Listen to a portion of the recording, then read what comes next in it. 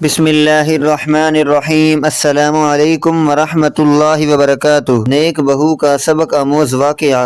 جس نے اپنی بیٹی کو ایسے اعلیٰ اخلاق سے مزین کیا۔ میں ایک جاننے والے کے گھر گیا تو وہاں ایک بڑا سبق آموز قصہ رونما ہوا جو آپ کے گوش گزار کرنا چاہتا ہوں۔ میں ان کے ڈرائنگ روم میں جا کر بیٹھا تو کچن ڈرائنگ روم کے ساتھ اٹیچ تھا، جس کی وجہ سے کچن میں ہونے والی گفتگو کو تھوڑا غور کرنے سے سنا جا سکتا تھا۔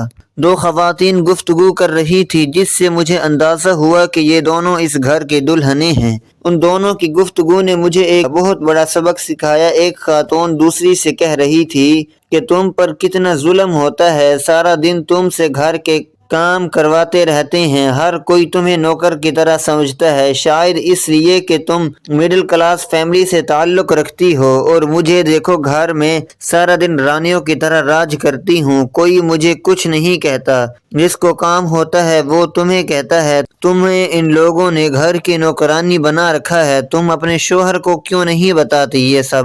دوسری خاتون نے انتہائی خوبصورت جواب دیا۔ اس نے کہا، مجھے اس بات پر فخر ہے کہ گھر کے افراد ہر کام کے لیے میرا انتخاب کرتے ہیں، کیونکہ مجھے ان کے کام کرنے سے خوشی محسوس ہوتی ہے، اور جب میں اس کے گھر کے کاموں کو اپنا سمجھ کر کرتی ہوں تو مجھے تھکن محسوس نہیں ہوتی، اور جب میرا شوہر گھر آتا ہے تو گھر کے ہر فرد سے میرے لیے تعریفی کلمات سنتا ہے تو مجھ سے خوش ہو جاتا ہے، اور میرے شوہر کے چہرے پر آنے والی وہ خوشی میرے لیے دن بھر کی تھکن کو پل بھر میں ختم کر دیتی ہے، اور پھر میں اللہ کا شکر ادا کرتی ہوں کہ میں اپنے شوہر کی نافرمانی اور ناراضگی سے محفوظ ہوں۔ اور باقی رہی مڈل کلاس فیملی کی بات، تو اللہ کے نزدیک ان کلاسز کی کوئی اہمیت نہیں، وہ اپنے بندے کو تقوی کی بنیاد پر رکھتا ہے، اس لیے میں اپنے شوہر کی نافرمان ہو کر اپنے رب کو ناراض نہیں کرنا چاہتی، اس لیے چاہے مجھے کوئی بھی قربانی دینی پڑے۔ اس نیک بخت خاتون کی باتیں سنی تو یقین ہو گیا